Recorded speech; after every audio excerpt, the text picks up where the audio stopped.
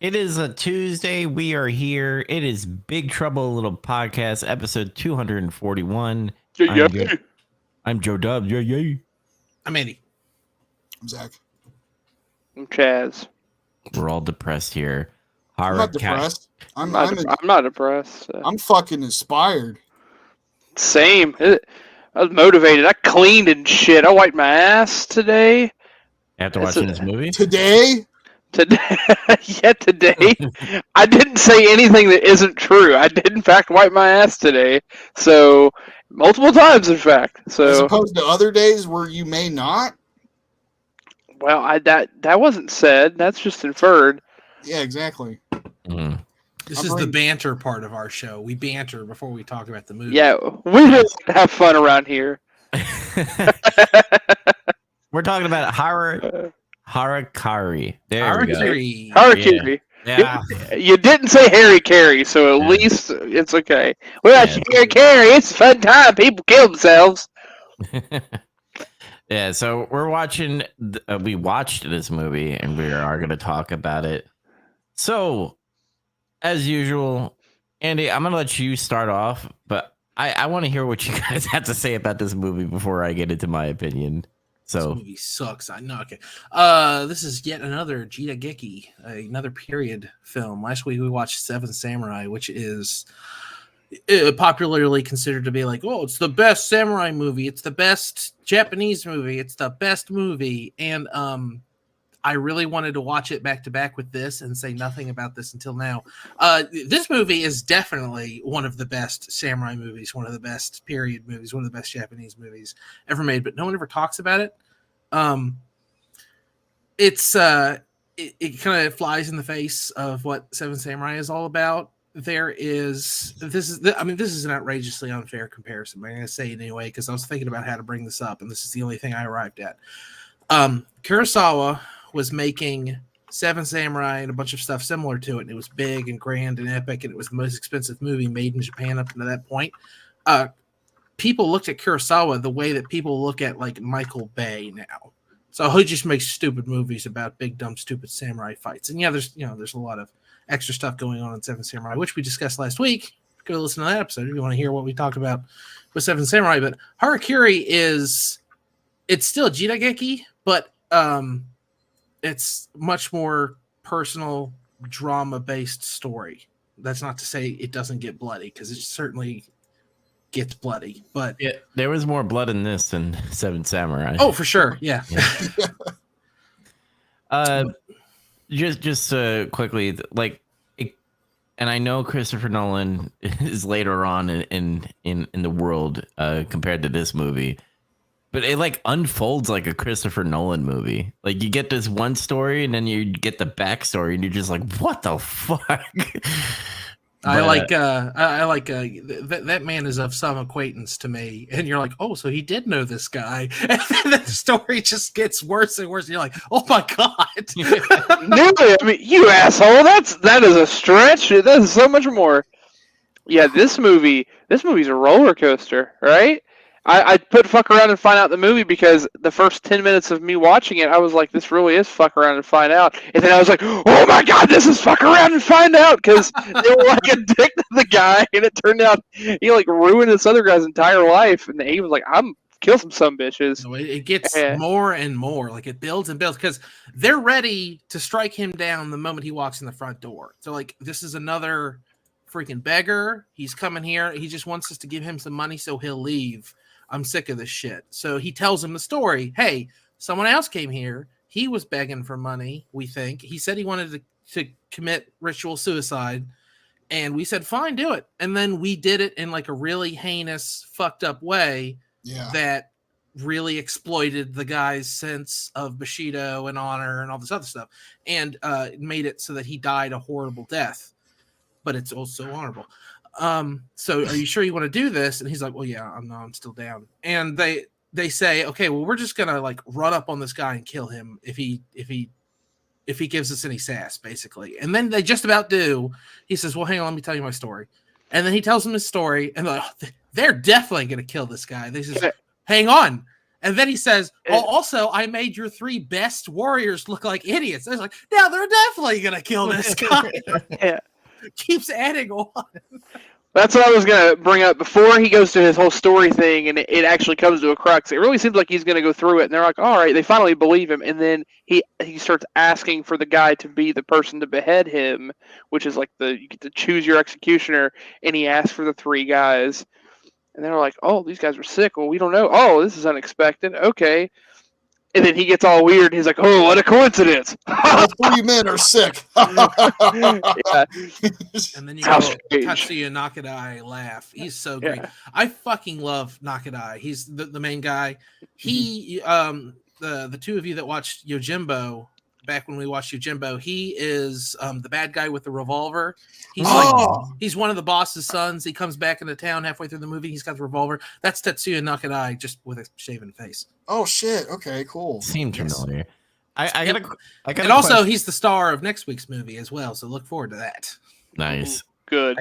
I got a question. When they're asking for this ritual, are those people like kind of like government, like state elite I guess people? it's confusing. And honestly, like I consider myself, I know more about Japanese history than like your average guy. And even I'm like, okay, now what the fuck's going on in this movie? It's like 1619 and the shogun abolished some nonsense, and like a bunch of samurai were basically just, they took their jobs and now they're out on the street, took their gerbs.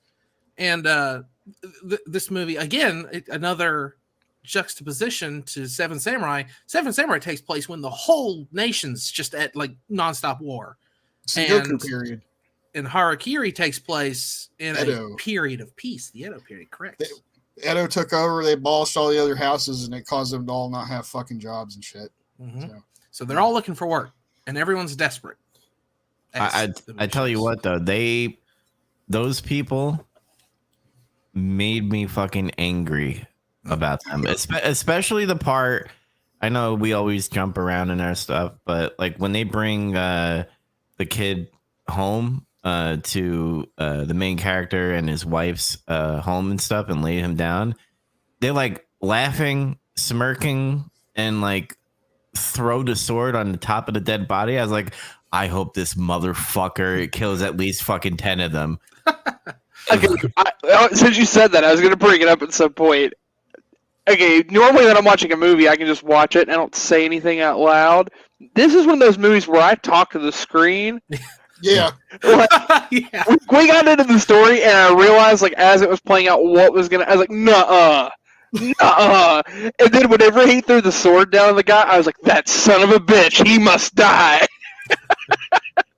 I had 2 emotions in that. One, I was like, I hope that motherfucker kills them. And at the same time, I'm like, oh shit. So he sold the steel in his fucking sword because of his family being sick and stuff. That's a big part. I mean, that's one of the key themes to this is it tries to deconstruct and kind of pick apart the whole idea of like honor and Bushido, because at the end of the movie he says, like Zach and I both have pointed out, samurai honor is nothing but a facade, and they're like, oh, it's nonsense, and then he shows them that no, it really is. Here's proof of it. But throughout the movie there's moments like that, like he sees that it bothers me, I can't remember the kid's name. Kingo? Are you talking about the actual kid? Chijua. Yeah. He sees that he sold his swords, and he says, it never even occurred to me to sell my sword. Like, Yeah. He was so desperate that he sold his soul. They make a big point every time it comes up. Oh, the sword is the soul of a samurai. Oh, it's how could you part with such a thing? It's a part. Like, it's like, it would be like giving your arm away. But in a way, yeah. His family's more important than his arm or his sword or anything. To his life is, so. There's that, and then there's the whole idea of Bushido at all, and the top knot thing. That's another big taboo, honor, Bushido kind of thing. And so the whole movie toys with that. But something I did not realize, and this is my 4th or so time watching this movie, and I was doing some extra research. It never, if you think about it, the movie doesn't so much... It doesn't tear down the entire idea of Hara-kiri or seppuku or whatever you want to call it, ritualistic warrior suicide. it just, man, it's really hard to put this thought together. It seems like it's posing questions about it. Yeah, basically, it's posing questions about it, and it's using it as a vehicle to pose questions about Bushido and honor and what matters as a whole. Because what should matter is your family over everything else. Well, it also does a lot of themes like class and stuff. Like you have the poor, the homeless, and all that stuff compared to the guys that are in that feudal area doing the ritual. Sort of, as far as like caste system kind of stuff goes, they're still warriors. They're still the samurai class. They're just masterless. They're Ronin. Yeah, but like he brings up the thing, like after he tells that story, like none of them say anything. They just don't give a shit. And he's like, well, you're not going to say anything? Like, he's like, you know, you bring this grievance here. He's like, grievance?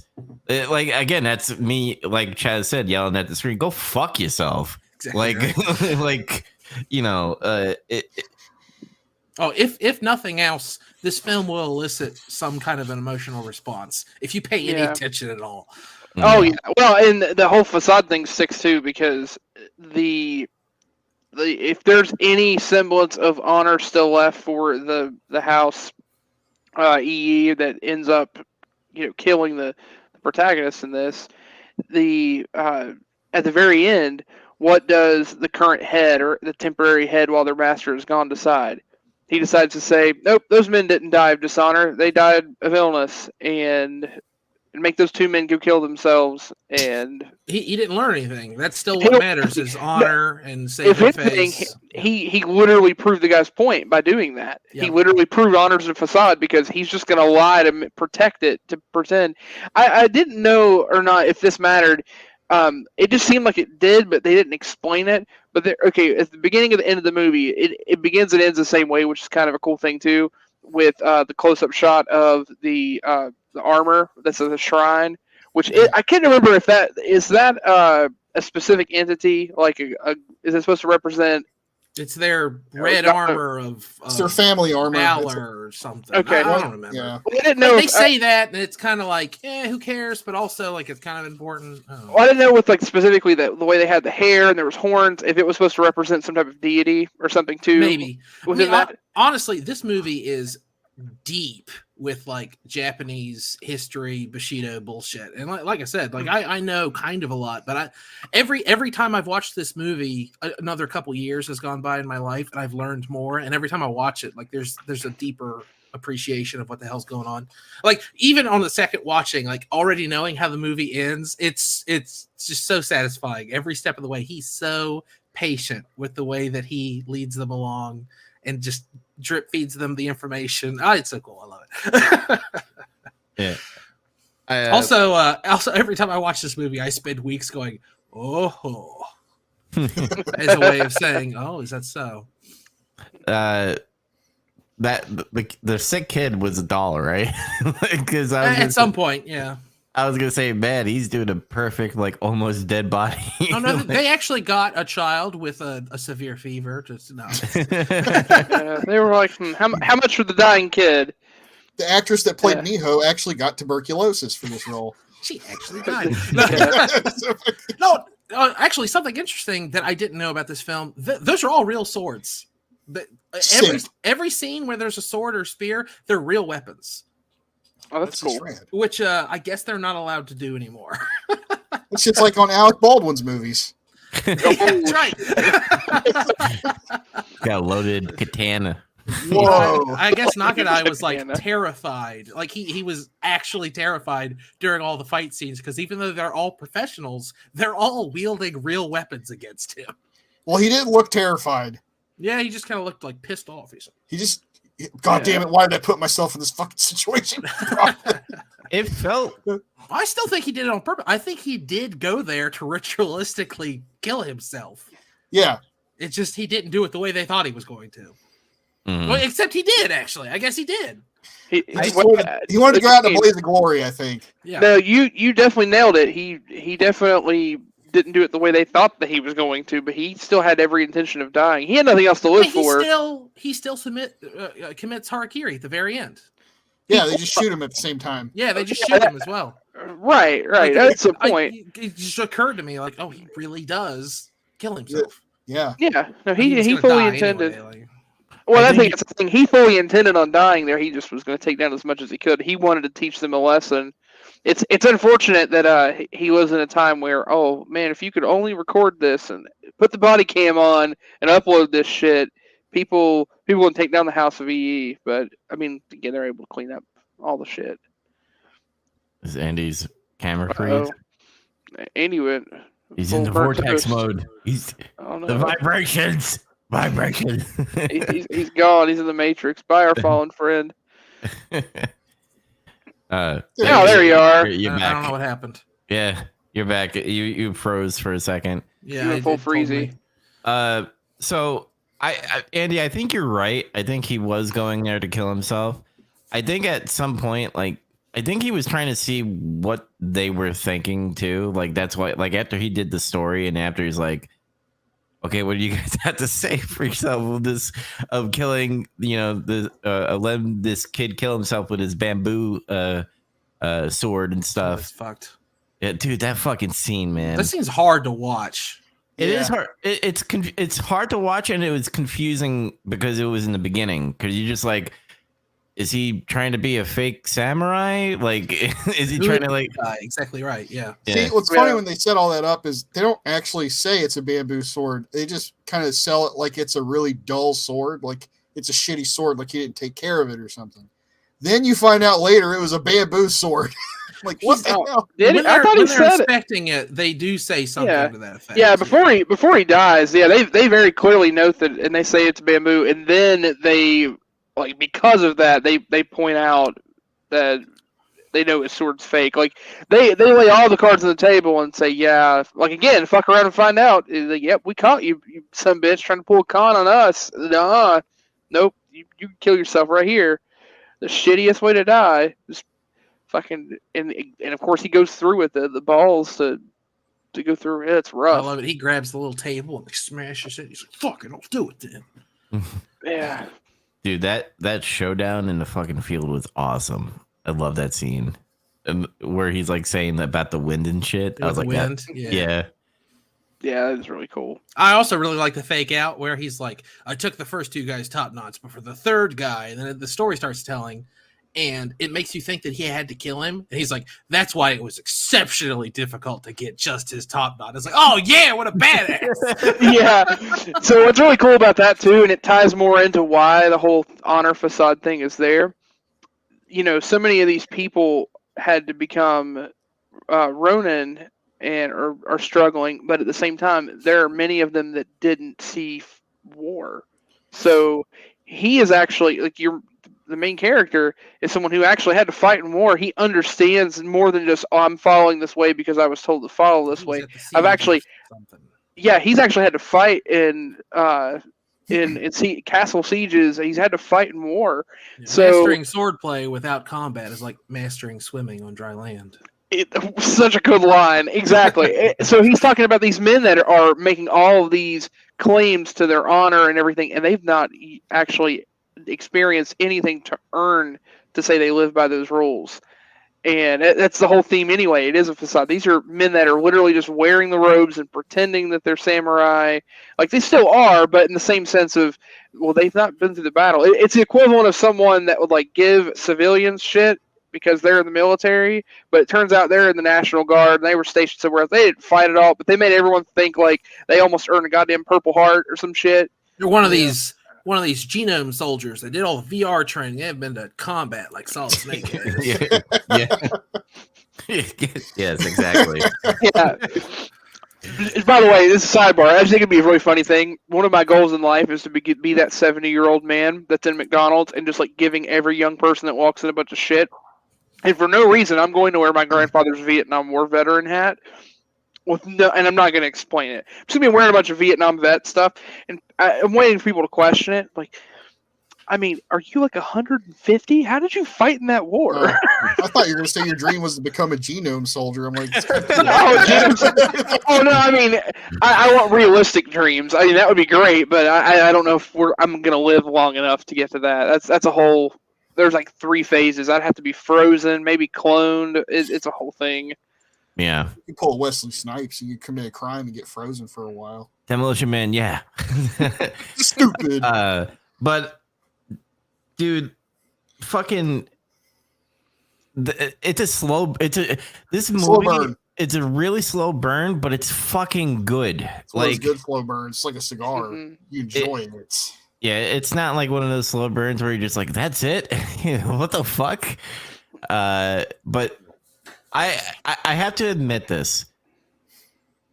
I think and I know I'm showing my hand early before the ranking, but I think I like this more than Seven Samurais, because I think the story emotionally hit me fucking harder than what happened in Seven Samurais. Like, camera's great, Kurosawa's great, but this film, man, the drama is just amazing, and especially when they do the fighting and stuff, it's kind of like what you just said with the real swords and stuff. Like, it actually felt genuine when they were actually fighting and stuff. Real swords, so Yeah.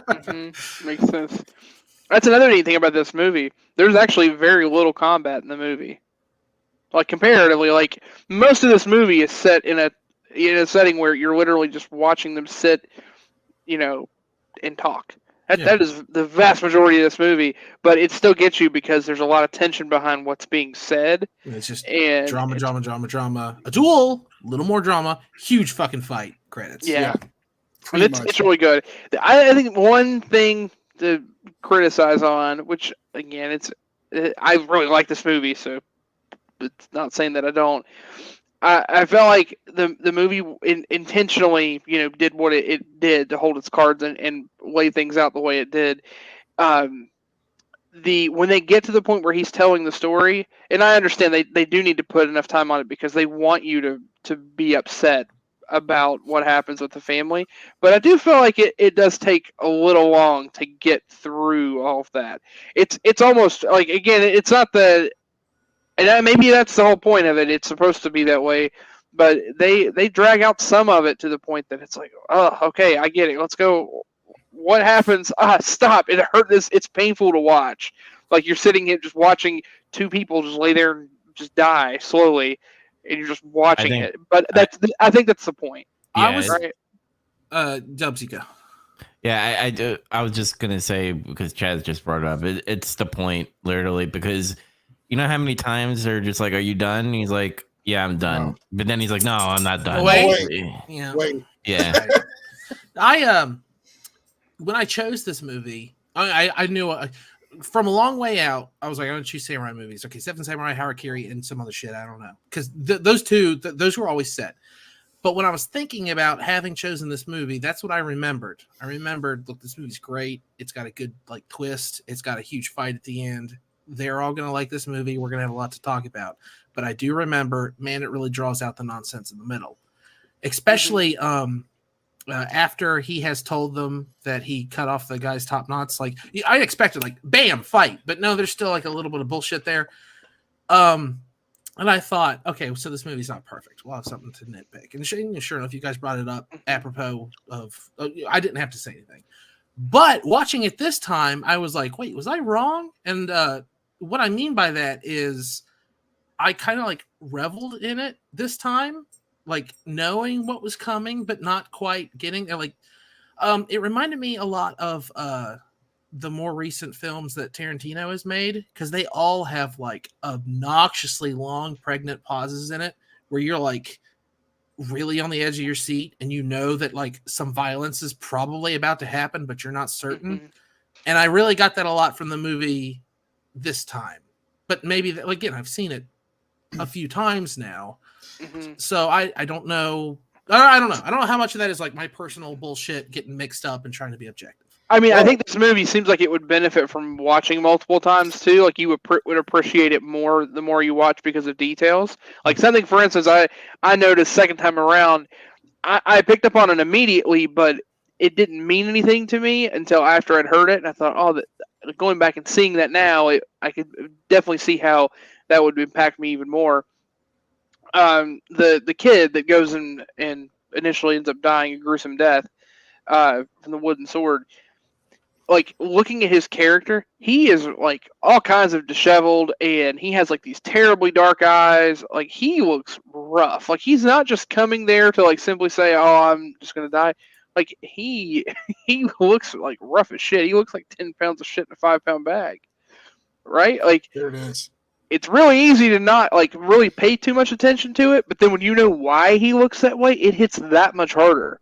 To think, oh, well, it's because this guy has literally sold everything. He's literally sold the metal and his sword, which is like the big no-no. But it was in order to try to save his family, which he fails to do. He also gets more pale as it goes on. Mm-hmm. Yeah. Yeah. He's like getting sickly too. Like and all he's trying to do is he's trying to find the least he can do to just save his family, save his kid. Yeah. I was gonna say, I've never seen this movie before, and watching it, I kind of had this similar feeling you're talking about, where like you're like anticipating violence will happen and it doesn't. And you typically, I'm like the first person that'll jump up and say this movie is too long or this movie is too short, and I feel like it was just right. So this movie's a really good. How long is this movie? 2 hours 16 minutes, I think. Yeah, so it was just right over 2 hours. Yeah, don't get me wrong. I don't think that it felt like it drug on. I never felt that way. I was on the edge of my seat, and like I said, I think it was a point that, like you could maybe trim like maybe 5 minutes of fat from this movie on things where they lean just a little too long. And it seems that I will stick on this. I'll die on the hill. I don't think there are a few moments where they don't need to linger because they've made their point. Like they don't, you've made the point, and you don't need to linger on that any longer because you're waiting, because you're no longer driving it to make it painful or emotional. It also, okay, come on, but maybe I think this movie has an example of both. Like there's the dramatic tension from talking, from storytelling, and then the realization that violence is impending because of the implication that he's here to like take revenge or whatever. But this movie has a great example of the more overt version of what we're talking about.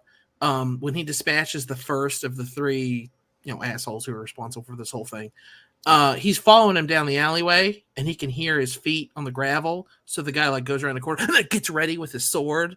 And there's like several full complete seconds of just sandal steps on gravel. And that's something that, arguably you could cut that down. But every second that you would cut from that scene, I would consider to be a tragedy. Because I just really like that agonizing, like, impending what's going to happen. And then he's just behind the guy. Oh, it's so great. Yeah, no, I agree. That, to me, is really good, though. That's suspense, like, almost nearly perfected, right? Like that to me, I thought was awesome. I just meant there were just brief moments, but again, I'm nitpicking. I'm trying to find something otherwise to what felt like just a stellar movie. Yeah, unfortunately, this movie's fantastic. So. Yeah, exactly. Like it's like this movie is fucking brilliant, and I don't know how many movies I have watched. This is covering any movie, period, any genre, anything. I don't know many movies from this time or earlier that have such a very well developing plot, like that actually weaves the way it does and actually has the twist where it pulls the rug out from under you. I'm sure there are. I'm not saying that this movie invented the twist, but there aren't that many movies that really go this type of route. So that's another thing. To do a cliche, but A Citizen Kane came out in 1941. Just saying. Oh, sure, but I'm just saying like that. Other than that, I mean, yeah, this is not like we live in a world now where when movies are made, because there's so many other great movies they're kind of banked on, or they're just making remakes and stuff. It's very common for someone to have a trope of just making a twist left and right for the hell of it. Yeah. Like, now it's like meta. Think about like watching this in the time period it was made. Like this probably floored people. No, yeah, you're now you're dangerously close to slipping into my world of being a filmophile weirdo, Criterion collector douchebag. And what I mean by that is when you watch something, you're like, oh my God, Kobayashi was doing this in 1962. Oh, it's so cool. Oh, Kurosawa pointed the camera at the sun. No one had ever done that before, man. That's so fucking cool. And now people point the camera at the sun all the time, and people have twists all the time. Some people make careers out of it. Christopher Nolan, Fincher, all these other people. But the fact that these guys did it first, it's like, I can play all this Jimi Hendrix song. Blah, blah. Yeah, but Jimi Hendrix fucking wrote it, dude. Like, you'll never be as good as Hendrix if you just play Hendrix licks. You got to write something. Mm. Yeah, no, exactly. And that's what HaraKiri, Seven Samurai, and all these classic films are. Like, you know, when you watch an old noir, it's there's 100 crime movies now that come out all the time, but this came out in the 30s, and they did this for the first time. And when you look at it, in its context, chef's kiss. I want to bring this up because Chaz, on your nitpicking, every time when I watch films in general, I always look at it from like a writing standpoint a little bit. I felt like there was many POVs that were happening. As far as us being like, come on, get on with it. This is fucking like making this is terrible hearing about this kid and wife die and all that stuff. I felt like the POV was from the people that are standing around this guy, but like him telling the story and like dragging out, like then she got blood came out of her mouth, and then the kid was like sick and stuff, and she was weeping. I think he was like reliving. Oh, no. He says, Miho wept, she wept, and wept. Jesus Christ, dude, settle down. You're breaking my heart over here. I think even before he comes back, he makes the comment when he was gone, and it was a matter of some hours, or didn't even cover like the full extent of how much time was passed. Like he was supposed to come back in the evening, and he didn't, and then maybe it was a day or two or something he came back. I'm not sure if they covered the full breadth of the time, but he talks about how everyone felt like an eternity. Yeah, he brings up the whole thing. It feels like hell. He literally is like it felt like an eternity. It was, and so I think it is the point. Yeah, that was my argument of I'm just trying to like bring up the point of us talking about it. It's like, okay, it superficially feels long. I guess that's what I should clarify, and I'm not backtracking or anything. It probably sounds like I'm just bullshitting, but really, I'm bringing it up because I don't want to just all this gawk over it. It's nice to have discussion on it and go, oh, this is perfect, but there are moments where it does drag, but it's like you said, it's supposed to. Yeah, you're supposed to feel that dread, like you're like, yeah. And you know, him telling a story is kind of like him reliving it. Like that, it was so good how it was delivered, because he's telling us and he's telling those guys, but he's reliving it as he's saying it, and you could tell, like, again. And I repeated myself, like near the end after he tells the story, he was hoping to see some type of emotion. Like none of the guys around him were showing any type of emotion. The only time they showed emotion is when the fucking hair came out and they're all fucking clutching their little fucking swords and shit. You're just like, that's where I was like, fuck these guys. I hope they die. If I could say something that I think is a strike against this movie, everyone does fine in this movie. The guy who plays Chijiwa is pretty good. The guy who plays his father is pretty good. The chick who plays Miho is pretty good. But everyone else is just kind of like there. I think it's just Tetsuya Nagadai just acts circles around everyone in this movie, for better or worse. Like it makes him look fantastic. He's larger than life, even though he's being so meek throughout the whole movie until the very end. But everyone else is just somewhat forgettable for me. Like even like the head of the EE clan or whatever, like he's just like some pudgy jerk off. He didn't have like any presence, I thought.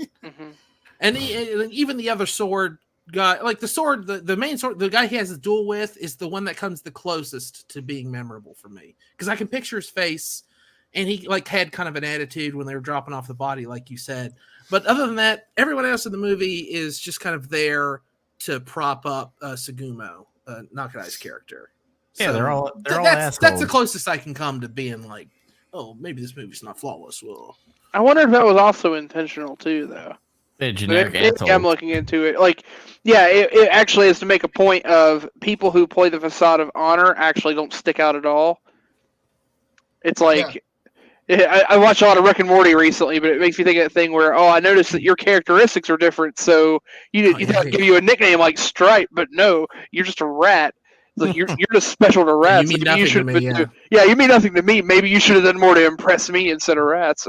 That's why I wonder. Like these guys are just pieces of shit, and they show it all throughout the movie. They don't need to stick out because shit is just generic. Maybe. Shit smells Maybe the that's same. true. But I could be reading into it too much. Now I'm like, oh, I'm gonna go ahead and subscribe to the Criteria channel. It's still it's still at its heart a samurai movie, and I feel like a great evil villain might have helped it a little bit. Like not like a mustache twirling villain or anything. Just That's kind of the thing I felt was really missing from Seven Samurai. Is like to personify the bandits. Yeah, they had that in Magnificent Seven. They had I forget the guy's name, played Tuco. He was the bad guy. And they show a leader of the bandits, and he has like big epic crazy armor and shit, but then like you just see him like maybe a grand total of like a minute and a half screen time. He says like what, a couple lines and it's over. Wait. No, well, I'll go ahead and say it because I stopped you, but I might be pulling this out of my ass, but both of these movies were made. Seven Samurai was, and I think HaraKiri also was. They were made while there was still a film censor board in Japan, and they had some restraints on how you could personify villains. Really? So it's possible Kurosawa and Kobayashi shied away from having a bombastic, likable villain just in case. So I don't want to get like. Well, I don't know if that's true. I might be pulling. I feel like that was part of it. Well, it doesn't have to be likable. I don't mean like even not likable. Just like for fear of like casting a likable actor, they'd be like, oh, you can't, you know, like you think about like when Jack Nicholson plays a bad guy, like you're like, oh, it's fuck Jack Nicholson. I fucking love this guy. I was thinking when they got Peter Fonda to be the fucking bad guy in Once Upon a Time in the West. Once Upon a Time, yeah, it's exactly. He's horrible, but man, I like him because he plays good guys all the time. But he played a bad guy. That was his first time, and it was like, God damn, this guy's an asshole. Yeah, he was. He's a dick.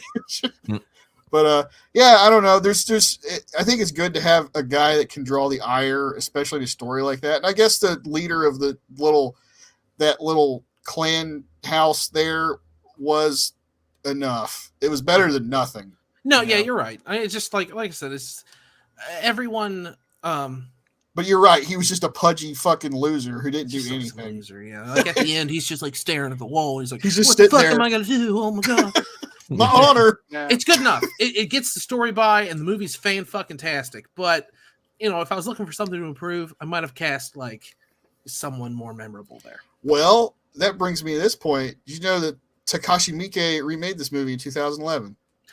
Yes. I've wanted to see it for a long time, but I never have. Actually, Amazon tried to automatically play it for me once, back when it was streamable. And I was like, oh, I got to save this. I'll watch this later. And that was like fucking 4 years ago. So I went to look this up like right after, because that's what I always do after I watch a movie. And I was like, what he remade this movie? Mm-hmm. Maybe that fixes the problem a little bit. I hope so. Honestly, like part of me had half forgotten he did that. Now I really want to watch it. Now, I didn't read anything in more detail of the remake, but when I was trying to look up some other stuff about the movie, I came across it. And at least like quickly coming up and showing where it's at, there are some divisive ass reviews about the remake. Oh boy! And people talking about how it is better than the original, and like it's like the greatest movie ever made, and then people saying it is absolute dog shit on the level of Dragon Ball Evolution.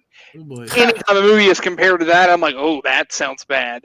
So it makes me want to see it even more. I mean, yeah, all of Takashi Miike's movies are divisive.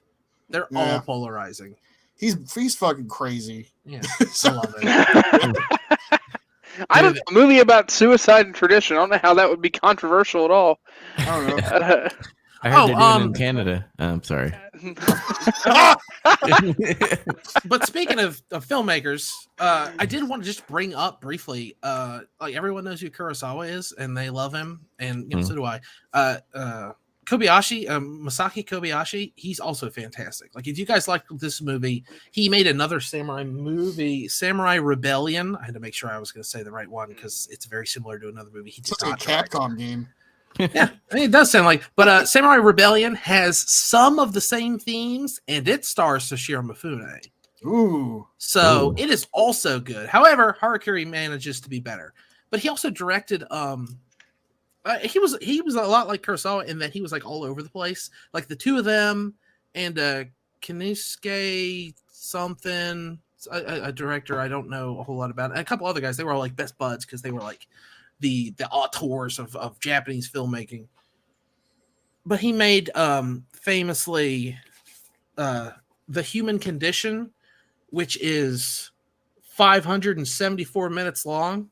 The It's broken into 9 parts, so it's funnier to say it as one thing.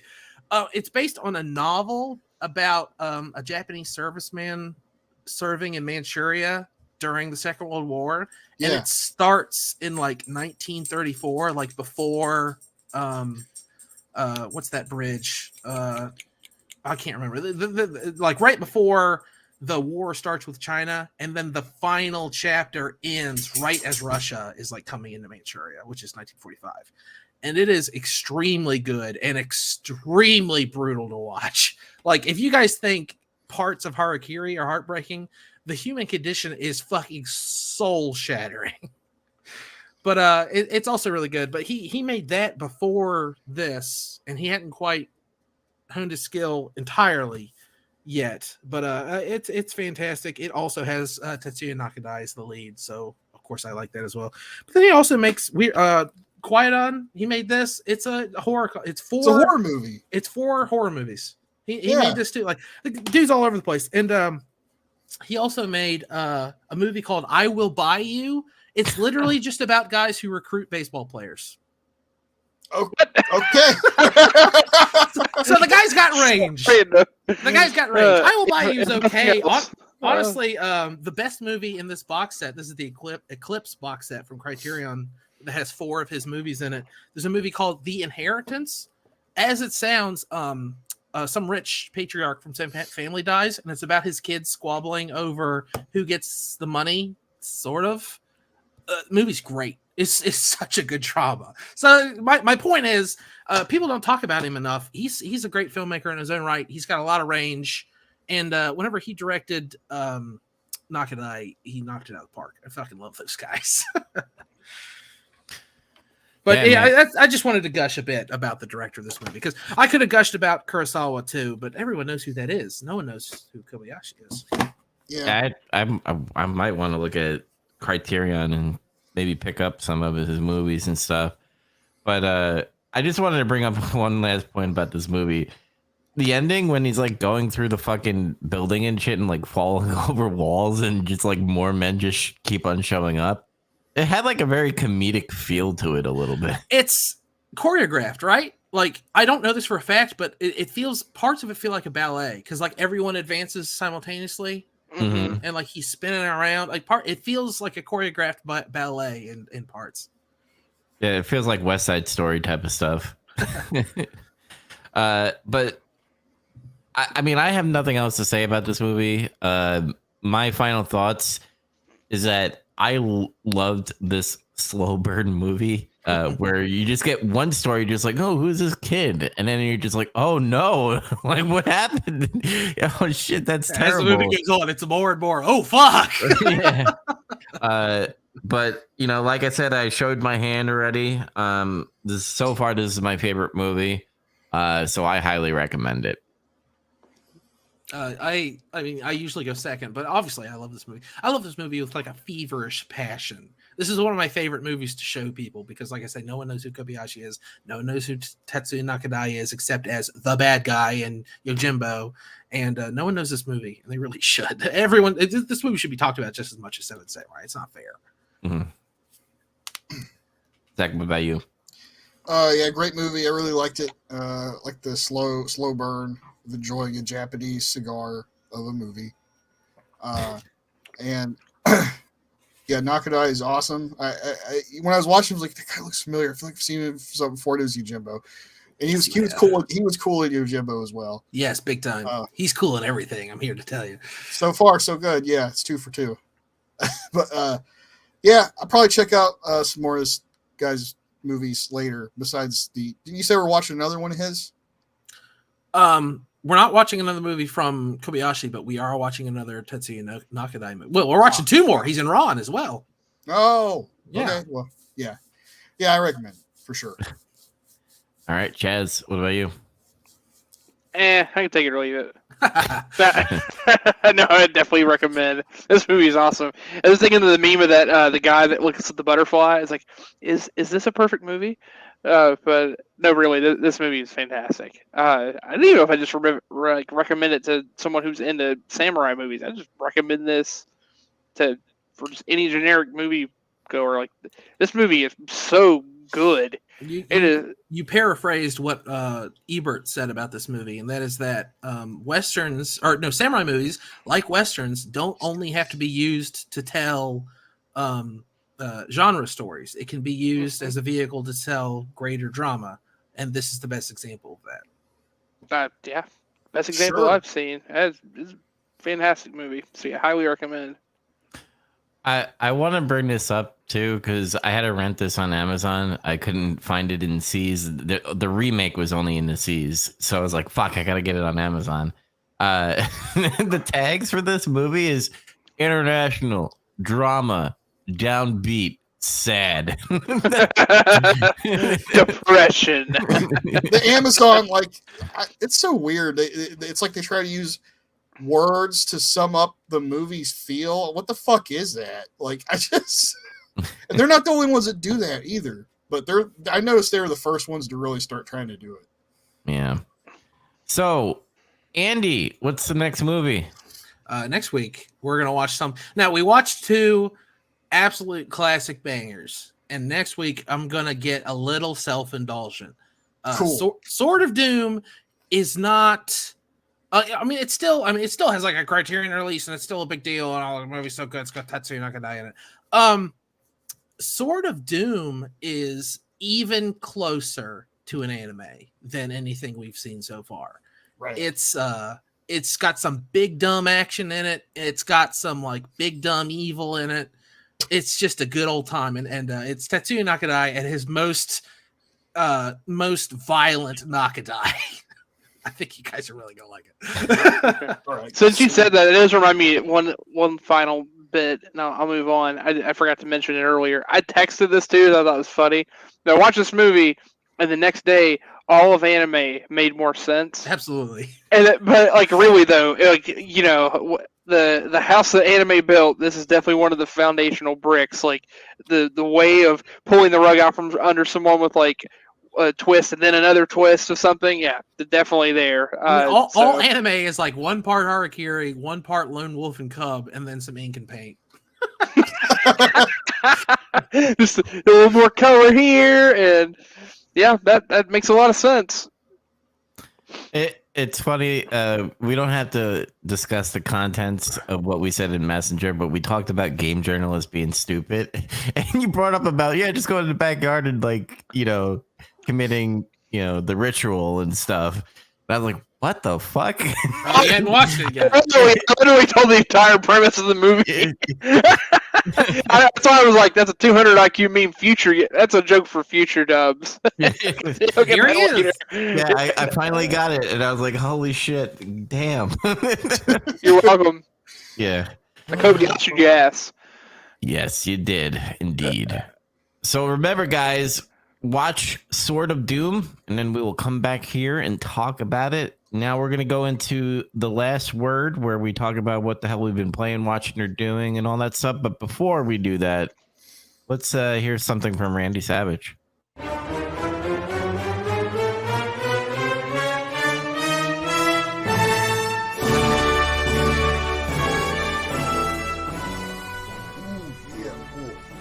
Wow!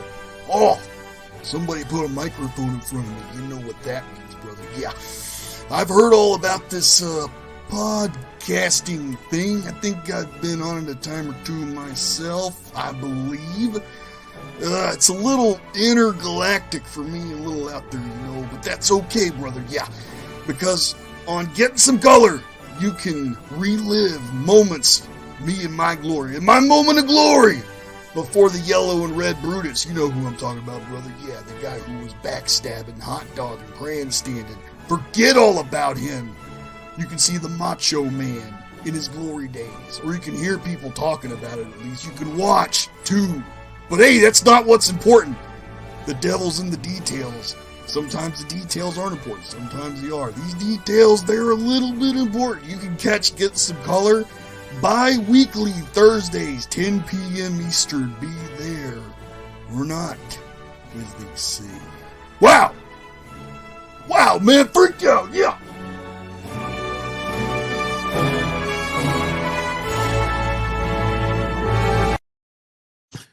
Thank you, Randy Savage, for that ad. We love you. Dig it. Fastest gun in the north, south, east, and west. Yeah. Yeah. I was gonna say, I'm really glad you picked that particular ad. I just choked down 4 Swiss roll cakes.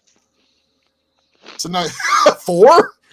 Shouldn't the baby be Slim Jims? Or I was like, I thought you were going with that. Like, yeah, thank you for playing this Randy Savage thing because I just had these Slim Jims.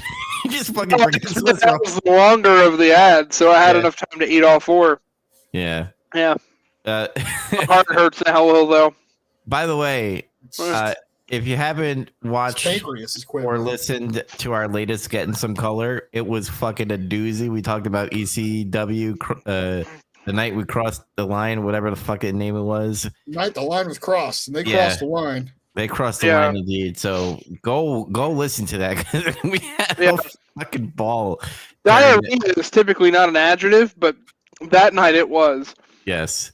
Oh yeah, that's because Chaz fucking did the moonshine thing and then chugged his beer. I forgot about that. Yeah, oh man, I felt so bad the next day. Yeah. Yeah, it was rough. He was like drunk within like the hour. But anyway, what the hell I've been watching, playing, or doing? I've been watching this show with my dad called For All Mankind. It's on Apple Plus. It's leading up to the Mars mission, but it does like a history thing. But it's an alternate. The one that Matt Damon went on. Oh, okay. Yeah, well, the thing is, his history is skewed. So Apollo 13 never happens. It happens, but there's no failure. There's different president changes and stuff. They go to Mars in 1997. Since we're not even there now, because technology has advanced somehow better than what the history that's been said through this alternate history.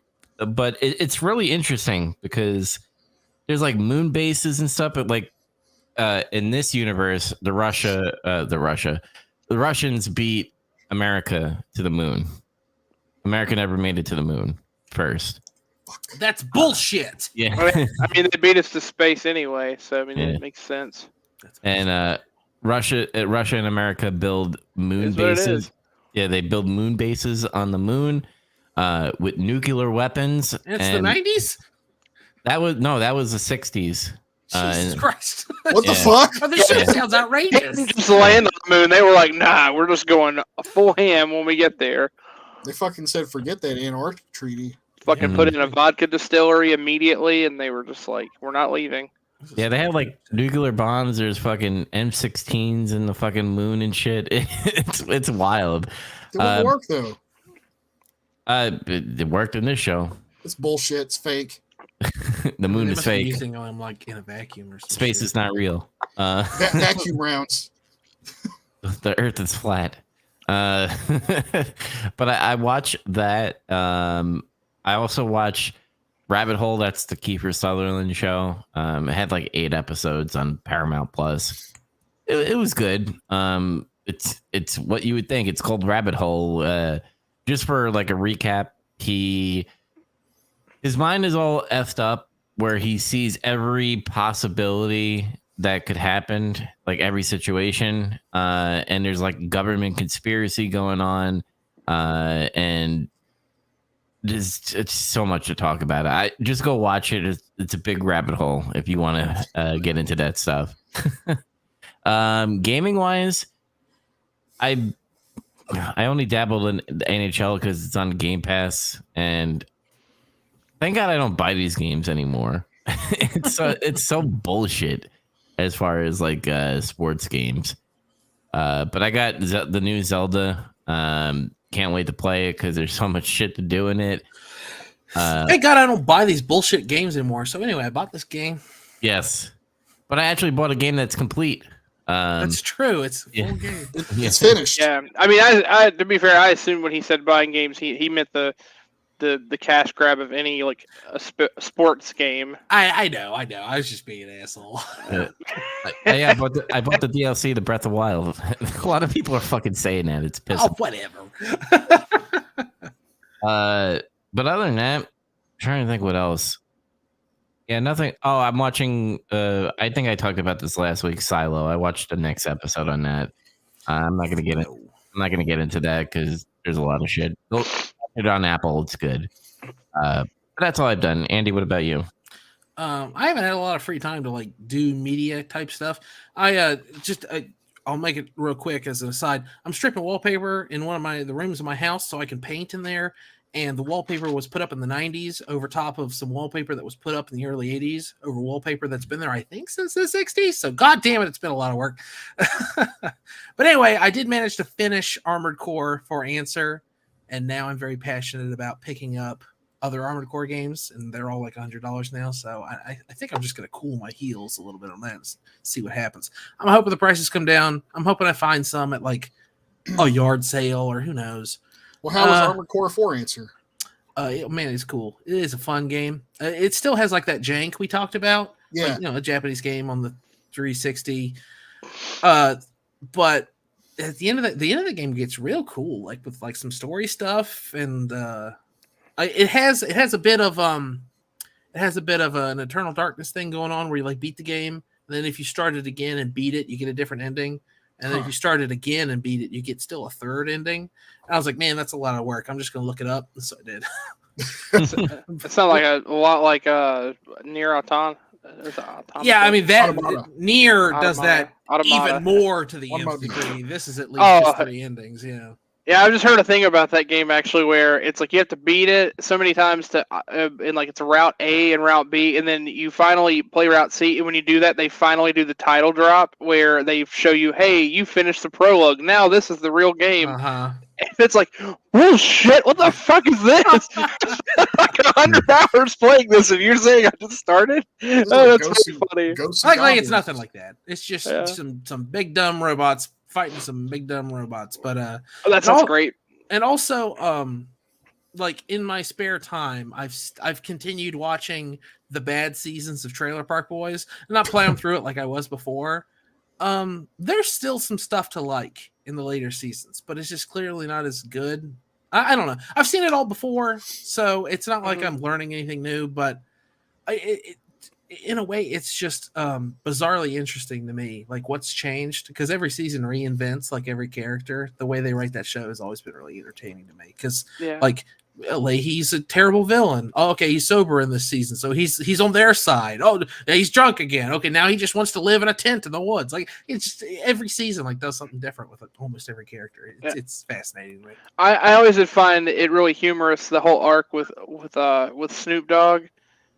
Like all the celebrities coming to hang out. I think I'm coming up on that part. I haven't got there Okay. yet. I've seen it before, obviously, but yeah, I do remember Okay. that because Julian just turned the park into an all-inclusive resort, and that's when they turn up. I'm pretty sure it's like the episode I'm going to watch tonight.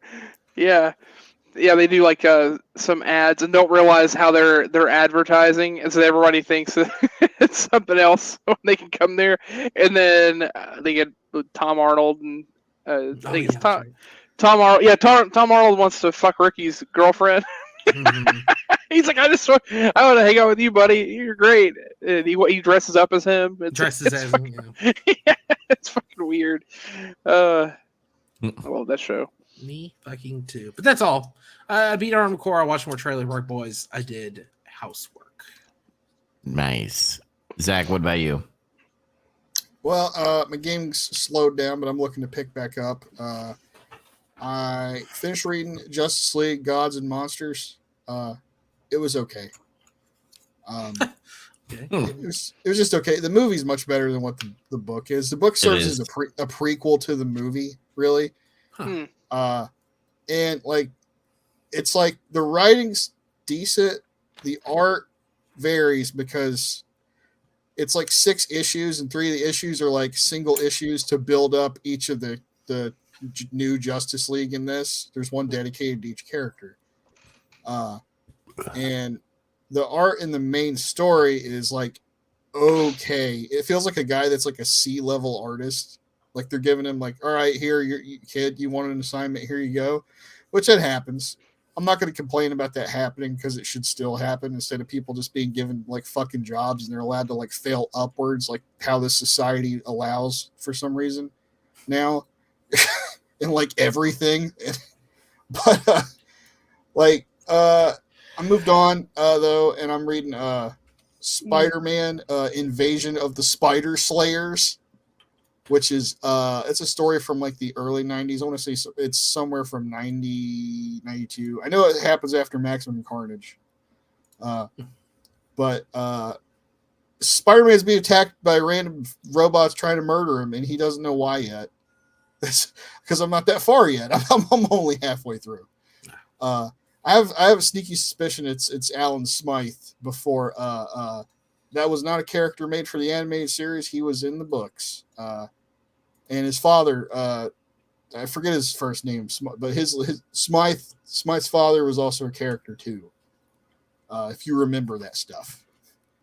So this is the comic book version of Smythe showing up and be like, I've made a bunch of robots to murder you, basically. Are those the robots that all stack on top of each other? Like one's a scorpion and one's a spider, and yeah, I remember that shit. This rule. those fucking ruled. I always wanted that when I was a kid. Now I don't too. think they do that in this story, but he does make like a giant spider. Like so far they've just been different things. Like what the first one was like a some kind of like bird or something.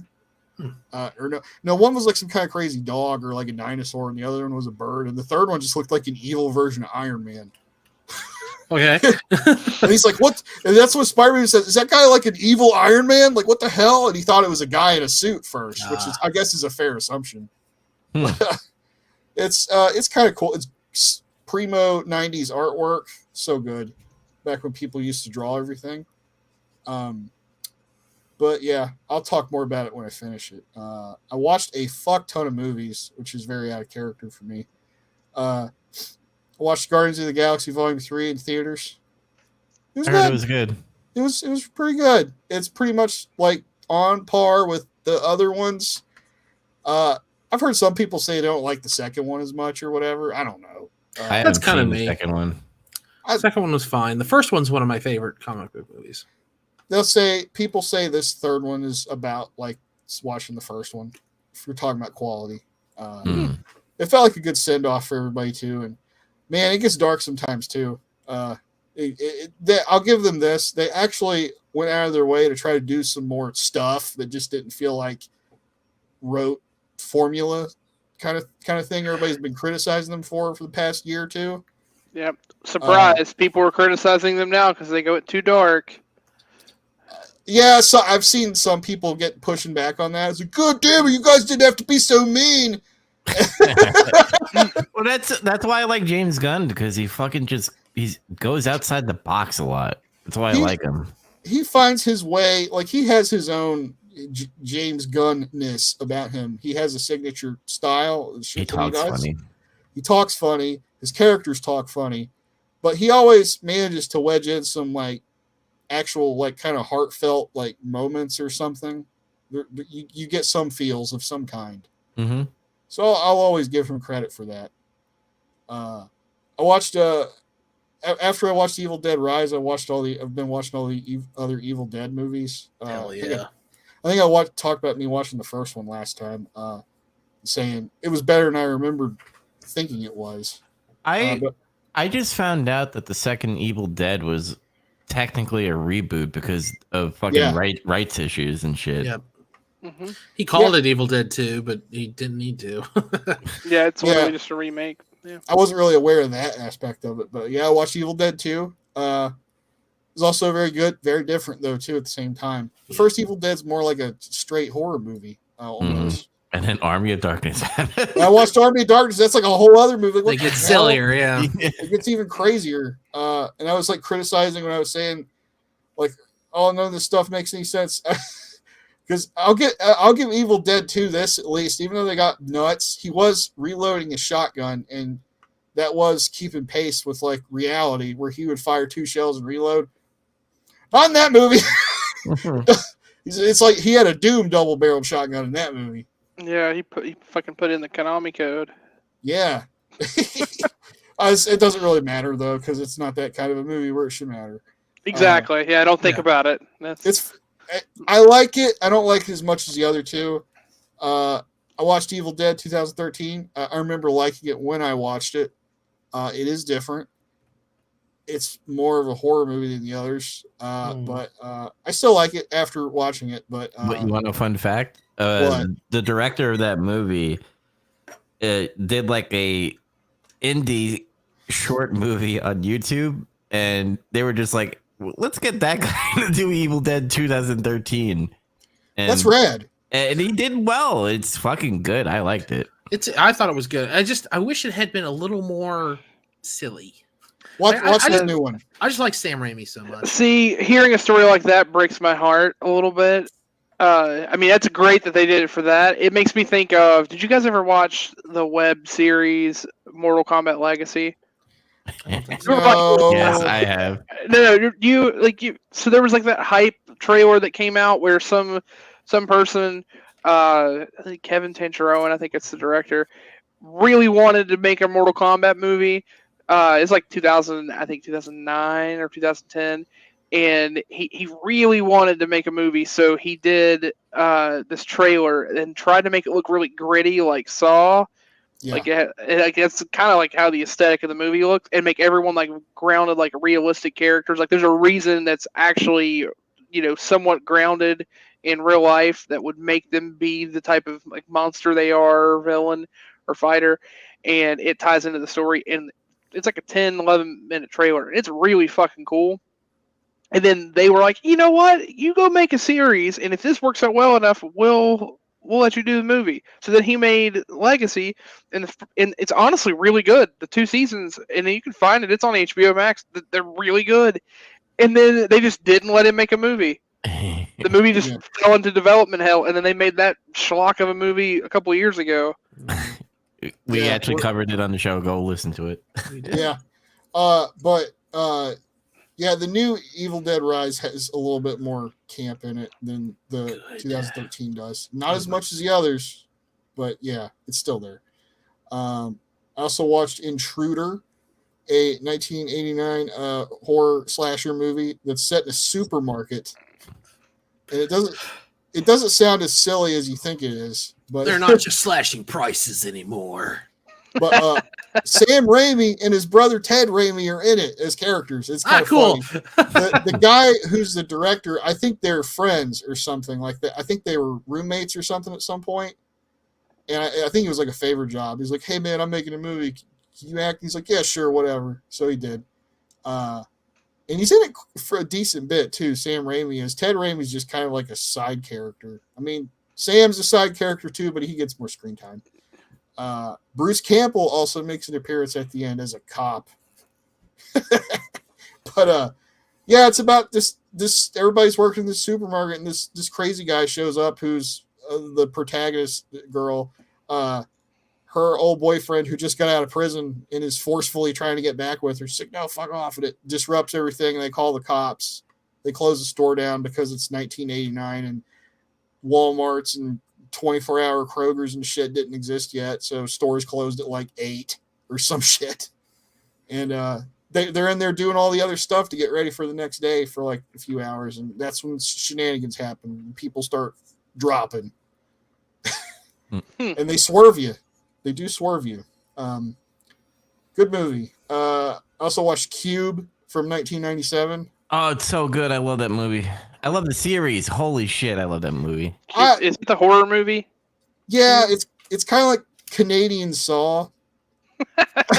Canadian Saw. It's like Canadian sci-fi Saw. It's like what it is. It's a B-rated movie. It's campy as fuck. But it's like it's what it is. It's a cube, but people wake up inside the cube and they go through doors, and some are safe and some have traps in it. and they have to look at what's on the door serial number, and they have to like figure shit out and stuff. I liked it. I digged it. It's more about the characters like combusting under that pressure than it is about the cube. Or you don't learn shit about the cube or like the fucking area they're in or the motivation behind it. You never do. You never do. You don't need it. Yeah, it's just trying to watch them panic through it. That's kind of a neat. Well, then I imagine aspect. people hated that movie.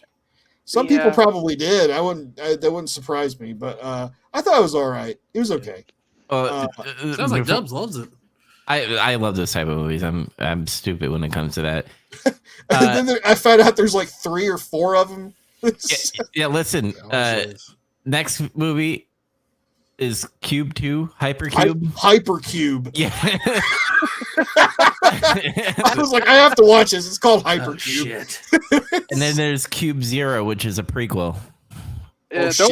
Don't burn yourself out. It sounds like we got some good picks for Halloween. Yeah, that's what I was about to say. You should choose Cube for Halloween, Dubs. I want to watch this shit. I'll watch it. I don't care. Anyway, then I'm gonna end it here with I watched Sleepaway Camp, which is a. Have you seen Sleepaway Camp? I cheated. I just watched the Cinema Snob review of it. Oh, I kind of, man, I got some thoughts about. I had been spoiled on the end of that movie even before watching his review of it. However, man, like, okay, so I didn't have anything going into this. It was just I found it on Tubi, and it looked interesting. I love the '80s aesthetic of horror movies, so I was like, I'll watch this.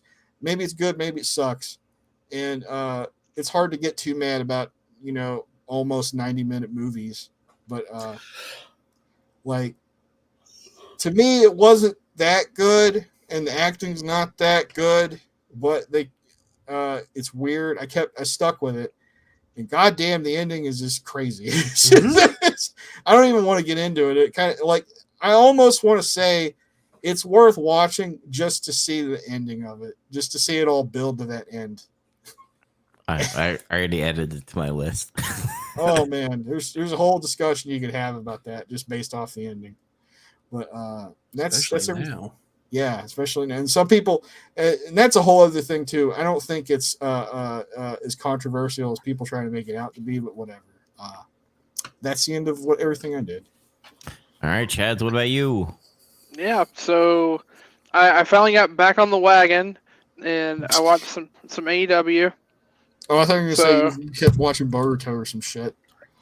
There's nothing else to watch. I don't worry. I'm going to talk about what anime I covered in this period of time. I have not chosen what I'm watching next yet. I'm not going to lie. I'm very intrigued on watching The Human Condition. That sounds like a challenge that I'm willing to accept. It's very long. I've never met another human being who could make it through it. So. Oh, I'm ready. You challenged me. You fucking said that, and then you make it think. Yeah, I have to watch it now. It may be better to borrow it from you rather than try to find it. Maybe, I don't know. I guess I'll have to look and see if I can find it. I mean, I'll bring it on Saturday if you want, or I can give you my Criterion channel login. That's how I can start my day of drinking at 7. I'll just watch The Human Condition. People show then up. You'll be drinking for all the wrong reasons. I guarantee it. Everyone will come in, and I'll be screaming and wailing and crying as I'm like, oh, I can't believe this. It's not like a screaming and wailing despair. It's more of a sit in a corner silently for an hour despair. Like, it's hard. That's what sober me would probably do. I have a feeling drunk me would try to play all the wrong Toby Keith songs. But anyway, Mood in your ass. Sorry.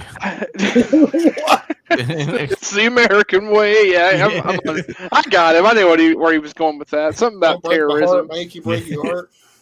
That's Billy Ray Cyrus. That's a different mullet. It's the same fucking thing. It's the same mullet, different flavor. You like a woman? No, that's that is. I was gonna say Canadian Saw, but she's a national treasure in Canada. Anyway, so yeah, I got back on my wrestling kick with AEW and kind of caught up to kind of know what's going on, because if you don't do that, then it's totally lost in what their plot is, if that. Yeah, it's fine. I don't really know what's too much of what's going on, but apparently there's a big announcement tomorrow, and it's allegedly going to be Oh, there's another God. show. So I'm going to tune in and see. They hooked me enough to go there. Fucking cocaine. I am still chugging through The Last of Us Part 1. I am now at the part with Sam and Henry and all the raiders or the hunters. So I'm like halfway through. I'm not too terribly Living far. on a prayer. Someone was bored one night, cough Andy, and was like, somebody do something. So I proceeded to go online and get my ass beat and playing Dragon Ball Fighters for an hour and a half. Oh yeah, I watched that too. I forgot to mention that. Yeah, so he like hung out and watched me play, and every match was I would win the first game, or the first match, because it's usually in ranked, it's best of 3. So I'd win the first match, and then I'd proceed to lose the next 2. So they would win the overall 2 out of 3. Yeah, he'd lose, and then he'd explain to me why they didn't deserve it because Broly's cheap or what the fuck ever. Okay, fuck Broly. That's that game. Broly is strongest though. Okay, you got me there. I lost a fucking plot armor is what I lost to, in fucking internet connection weird shit. To be fair, there was only one match that was pretty bad with lag. Most of the others were good, and again, that goes back and forth. That's just how that game is. That game is that's one of the faults of the game, because one, it doesn't have rollback net code, but also it is a game that is very punishing if your defense is broken, and when you're playing a game that you can just a couple of frames of lag could be the difference if whether you can block or not. Well, you just like instantly lose because you like that doesn't happen in other fighting games necessarily. Like you can recover and you're back to neutral and you can reset. So it's much less forgiving playing online. The game is a blast when you're playing without that extra element though, except for when you're fighting against Broly. He's bullshit. Fuck him. But anyway, I fired up the GameCube and I played Def Jam Vendetta. Yeah, that's where it's at. And I'm really hoping I can get you guys to play this weekend because that game. You're not gonna have to try very hard, buddy. That game is fucking awesome. And then Evie and I actually played some Marvel vs. Capcom 2. She calls it. Can we play Spidey Fight? She's named it Spidey Fight. So we go and play Spidey, and she always picks the same characters, which are Spider-Man, Iron Man, and Hulk, because those are the ones that are in the Spider-Man show she watches on Disney. So, and Daddy has to always pick bad guys. Oh, okay. Yeah. Albert Wesker. That's 3. Yeah, that's right.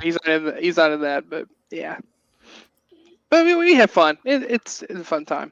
As far as other things that I watched, I feel like there was something else I watched, but I honestly can't remember it. But I did finish at least the 12 episodes or the first season of Chainsaw Man. Whoa. What a fucking trip. That show was fucking bananas. Oh, yeah? Sounds awesome. Yeah, a lot of gore, a lot of just nonsense, but it's very anime in the sense of I know it's been ultra popular lately. I was kind of thinking about it. I would definitely recommend it. It's really good. It kind of reminds me of if JoJo and My Hero Academia had a child and made that child rewatch the Castlevania Netflix anime over and over and over because it's really fucking graphic. And there's a lot of like it's very over sexualized.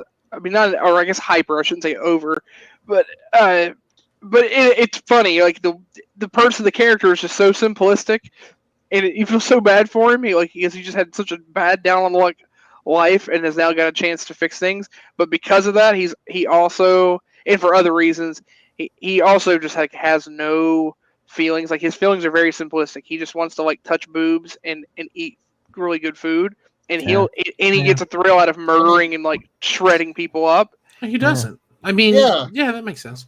You just described like 99% of all adult men's thoughts. Yeah, I guess so. But and maybe 50% school shooters. But they build like a lot of characters up. It takes a little longer. Like the first couple episodes are just everything just thrown at you without any explanation, and it's just like overwhelming stimulation. It's good, and then they start to like flesh out the characters and stuff that are involved, and they get some good story.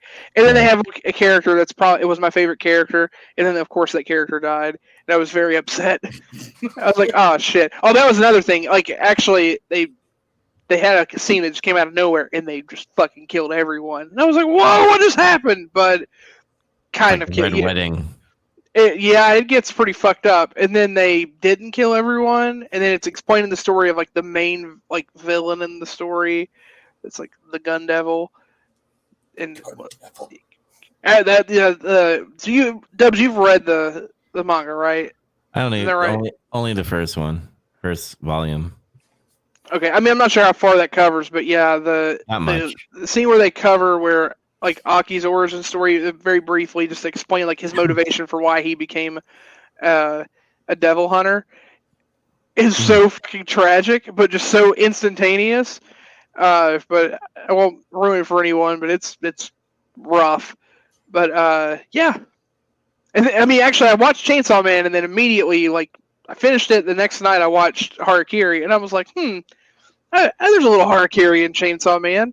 Amongst it's like HaraKiri, but modern times, much more blood. They did a lot of shrooms. There's a lot of and boob touching. yeah, there's a lot of tits and weird demons that see the future and dance. There's a lot of dancing, a lot of needless dancing, but it's definitely needed. You just don't know it. So I'll stop going on. It's a good time. You guys should watch it. Speaking of boobs, is Miho's teeth missing in the? No, they're black. It was like a beauty thing in the early Edo period where they would like, I don't know if it was makeup or what, but they would paint their teeth glossy black. It was weird. I know it's very strange. All right, Zach, you said you had news, right? Yeah. So it just came out, I guess, today that in Marvel Comics they did an event in Amazing Spider-Man 26, I think. Miss Marvel gets killed in it. I mean, it fucking says on the cover, "The Death of Miss Marvel." It's weird. And Surprise! And if you don't know by now, Miss Marvel is not Carol Danvers, the classic Miss Marvel. Kamala Khan. That's Captain Marvel now. Thank you. But yeah, Kamala Khan. And I forgot about that character. I thought people liked yeah, her. so did everybody else. Okay, maybe not. So that's a character they've been trying to push for like 10 years or some shit, but probably closer to 8. But and then tried to push it on a video game that failed.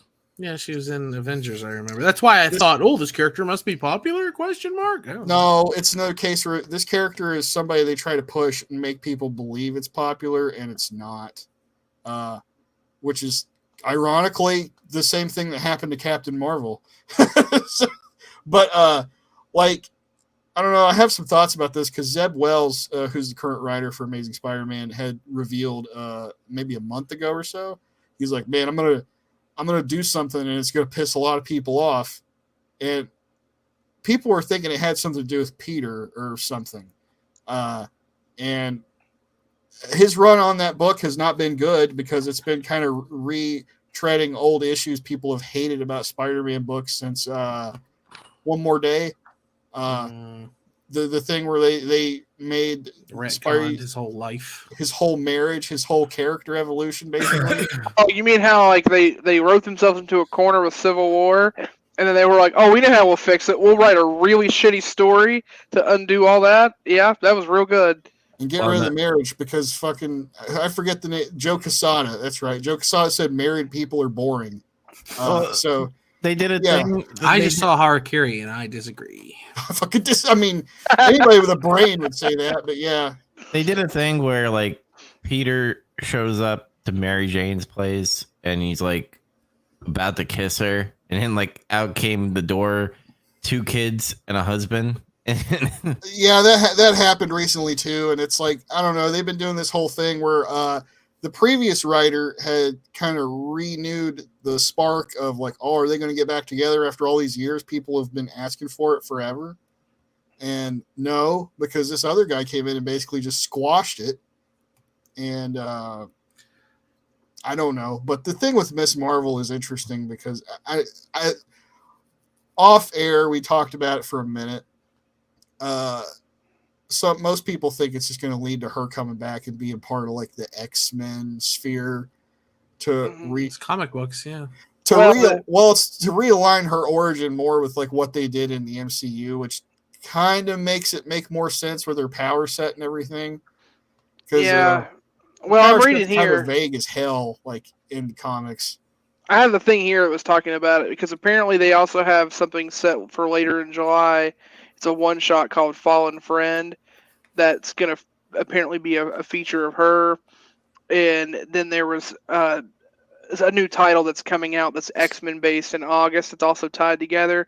So the theory was, or the speculation was that they're going to resurrect her because currently in X-Men they have that whole resurrection bullshit right now where they can just bring any mutant back. She is an Inhuman, which is basically a mutant, but in a different. You're not born that way. They can change whatever rule they want. So yeah, it's exactly just bending the rules to whatever they want. So I think they're looking to do that because they're trying to find ways to align the comics so that they can use things in the MCU. So this may be a way to bring her in and make her an X-Men. So this amounts to almost nothing then. They gotta stop doing that. It worked in 2014 when MCU was fucking big and thriving. Like it kind of made sense a little bit, but then obviously with the fucking downgrade in fucking Marvel writers and artists and all that stuff, and especially with the movies, it's just gonna get. Are they even still calling X-Men anymore? Are they just mutants? Yeah. No, they're called X-Men. Okay. But I'll tell you what this really is. It's an attempt just to cut their losses with this character, because I can tell you the sales were never good for it. That's kind of a shame in a way because they're always doing that thing where they want to race swap existing characters. So they invented a new character she's Pakistani, right? What is she? Yeah. And then it didn't take off either. I was like, oh god damn it! I don't know what to tell you, comics industry. I'm sorry you tried. Did any of you guys play? Did any of you play the Square Enix The Avengers? I played it. Yeah. No. Yeah. So like it. I will say, like, the way they write her character, like, they've had some backstory because they tie that story is actually heavily about her. It's probably the best version of her that's come out in anything. I'll say it's kind of like not quite to the extent, but the equivalent of like what that Spider-Verse movie did for Miles Morales. Mm-hmm. Because, after that Spider-Verse movie, I was like, Miles Morales is a badass character. This is excellent. Oh, actually, he suffered from like it's the same. Both these characters have something that's kind of in common between them, which is like the idea of that character is appealing to people, but it doesn't translate into sales or actual popularity. It's a minority, not because they're minorities, but it's the minority of people that are buying that. It's everybody that's a comic book fan of every race and color want Peter Parker stories, or they want Captain Marvel and all that stuff. They don't want Miss Marvel. They don't want. I mean, I think Miles Morales is cool, and I kind of like. I thought about it too. Like, man, Peter Parker can't be everywhere in New York City. Yes. I would argue it's something else. I would argue it's something else, and I actually have a reason for this. It's only from experience with my daughter and watching enough of this nonsense. So for her character specifically, her comic sales are down, but she is very popular right now because, especially in a different demographic, but she's really popular right now on Disney because there are a bunch of shows. Like there's the show that was out that received a lot of he actually got a lot of praise despite the fact that like they didn't advertise a great deal for it, but it's really popular with really young girls. Evie watches Spider-Man and like she loves Miss Marvel, even though that character makes my eyes want to pop out when she talks. And like the toys that are selling, like they're fairly popular with kids. So, they're trying to rebrand her to be more popular, more mainstream, more wide sense. So I think that speaks more to just in general, there aren't a lot of people buying comics anyway. Like how many comics of like very famous characters are just not selling anyway? Like, is it maybe that? And then you have someone that's more of a niche spot. It's like, oh, well, that's not going to sell. That's what I was going to say. Like Dubs is saying, these people don't want these stories. I disagree entirely, because we just watched a movie about a Japanese man, and I was still finding a lot of stuff in it to like think about in my own life and like identify with and empathize with. I don't care about stories that are only about like a white straight man. I care about good stories. I don't think you meant minority that way. Maybe I misinterpreted it. I didn't mean it. That's why I said minority, meaning there's a small amount of people. And I specifically said, I'm not talking about minorities, meaning race. Like race. I think he was meaning like the small number of people that are buying comics, right? Yes. Yeah. Okay. Well, that's what I thought too. So yeah. That was going to be what I was going to say. Is I think Zach is right in kind of like, I just want to expand upon what he's saying. Like these characters are a good idea, but I think maybe he's right in saying comic book writers just suck. Like here's a really cool character. Here's Miles Morales. Here's Kamala Khan. Here's a really cool concept for a character, and these motherfuckers can't make it work. Maybe they really do suck, like he says. They do, because whenever someone else can write something way better with that character for a movie. Miles was bland as shit for years, and there's people online that will fight and defend him and say, "Oh no, you just hate him because he's X," No, and the sales reflect that.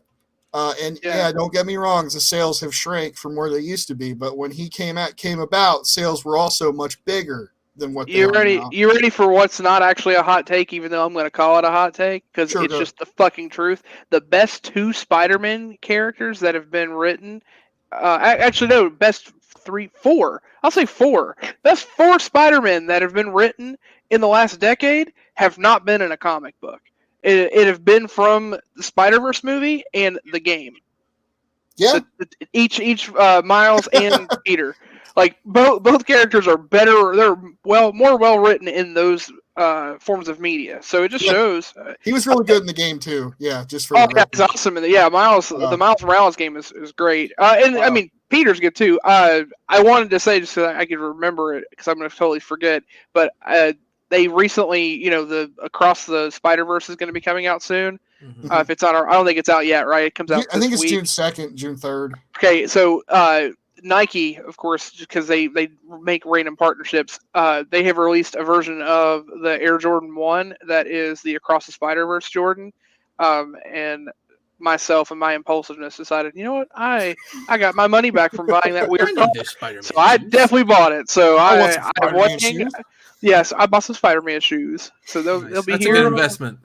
Sorry, we're shit out of them. We're talking about hot takes here. Hot take: I really didn't like the Spider-Verse, and it's not because of Miles Morales and his race. I just didn't enjoy it. I don't get the idea of having these many Spider-Mans and this. Dude, I loved it. Like, it's got everything. I love it. It's got Nicolas Cage in it. Yeah, but you like cartoons because you're a weirdo, Dubs. That's what it is. It is a hot take though, because most people I know like it. It's like regularly in like top lists of movies from the last 10 years or so, even though it's an animated film. Like, people seem what's funny? Chaz, you say I don't like cartoons, but the only cartoons that I watch that are superheroes is DC fucking like cartoons. But you don't like cartoons by your own admission, if I recall properly. Yes, that was my joke. Yeah, animation is not a genre; it's a medium. Yeah, you've got to wrap your head around that. Yeah. Is it just like because it was what? Did you find it really overly stimulating visually? Is that like something that bothered you? It's stimulating, and I got to the point where I'm just like, I'm tired of like these multiverses and stuff. Like, come on. I will say it was kind of leading the charge in that a little bit. Yeah, I mean that's a whole thing from the comics too. So they did something from the comics actually, but that was actually a good idea, I guess. Mm. But I will say that's probably one of the only things about the movie I don't like was at times I was like, oh my god, there's just too much shit happening on the screen. I like it. I'm an idiot. I'll suck down a pixie stick in movie form any time, man. It didn't deter me or anything. It's just I that's the first time I've ever had that experience before watching a movie. I'm like, there's a lot of shit happening. Just, Yeah, if you don't like a lot of shit happening at once, Stubbs, you shouldn't watch the Mario movie that just came out because it is also a pixie stick in movie form. Yeah, I'll go ahead. I'm just kidding. You should watch it. It's fun. I'll say this about the. I'll cap it off here. The Miss Marvel thing. I think this is an attempt, like I was going to say before we got in our tangent. They're cutting their losses because this isn't working in traditional avenues, and they're going to roll her over into like a team because I don't think this character can work in a solo setting anyway. Yeah, she's great. She's great as a supporting. That kind of makes sense. She's young. She should have like a mentor. She should be like making mistakes and learning from them. That kind of thing. They've kind of tried that with like, young Avengers and stuff, but it's like a bunch of like kid versions of superheroes that aren't really over themselves. You know what I'm saying? Yeah, no, that's more like a kid's show idea. Like that shouldn't be in mainstream comics. Yeah, they tried that in mainstream comics too. Yeah. And so sure, like on one hand, it's like, oh, you're gonna make her. Some people say piggyback off X-Men, maybe, but maybe that's also a move that can make that character more palatable in some other ways or something. But whatever. There actually is something interesting there to write about, but it has nothing to do with her. She would just be caught in the crossfire of it, which would be interesting. Is if there was a potential war on Inhuman versus mutant, because that could be a cool thing depending on how they do it, but it could also be really bad. It's again fits what you said. It sounds cool, may not translate well because you can't just give it to any person that's just going to write a big pile of shit. So I don't know that there's something there. I'll give this is final comic hot take. The Inhumans are not over, and they just need to give up on it because it's just something they had to come up with to try to circumvent X-Men because they lost the movie rights to X-Men, and they didn't want to try to push them as much anymore in the comic form, so they tried to put them on the back burners. They're like, well, we'll make another mutant team and call them Inhumans, and it never got over. And also with the copyrights, because that's when X-Men was still at Fox, when they did Agents of S.H.I.E.L.D., they had all these mutants and stuff, and you're just like, oh, it's fucking Inhumans. And I'm just like, just get the copyright, damn it. Pay the money. You should just have a character say something like, Inhumans, you mean like, or no, mutants, you mean like Inhumans, right? Like, well, yeah, I guess some people call them that. And then just like move on. Please. Oh, that could be good.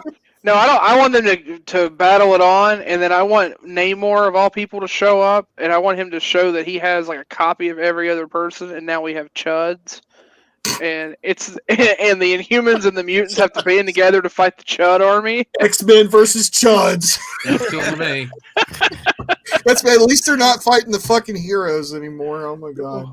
Yeah, we'll call them the Chucksmen. That's funny. Oh man. You could buy the rights to Chuds and just call it that. It's fine. Yeah. Chudsman. It's just miniature versions of the X-Men. Kind of like when WWE has like the miniature, the midget versions of the wrestlers and stuff. I just want like all big, dumb, slow versions of the X-Men except for Wolverine. I want Wolverine to be like sophisticated and really smart. Well, I was thinking if they're all smaller versions of the X-Men, the smaller version of Wolverine would just be like a Pop Funko that they bring with them or something. And Wolverine's here too. It's actually a Wolverine. I want to see the smaller actual Wolverine. They like spray painted its back yellow. I want to see the smaller version of Puck from Alpha Flight. That's what I want to see. Oh, that would be good. Oh man, it's Puck. There it is. Oh, all right, Dubs, wrap it up. All right, it's time to head out. Catch all our Big Trouble Little podcasts on all podcast services. We're also on Couch Entertainment's, also our YouTube channel at Big Trouble, and also on my Twitch. And remember to like and subscribe. Sword of Doom is next, so go fucking watch that movie, and then we'll come back and we'll talk about it. But until next time, guys, we will see you next week. Peace. Thanks for listening. I have a question for God. Why?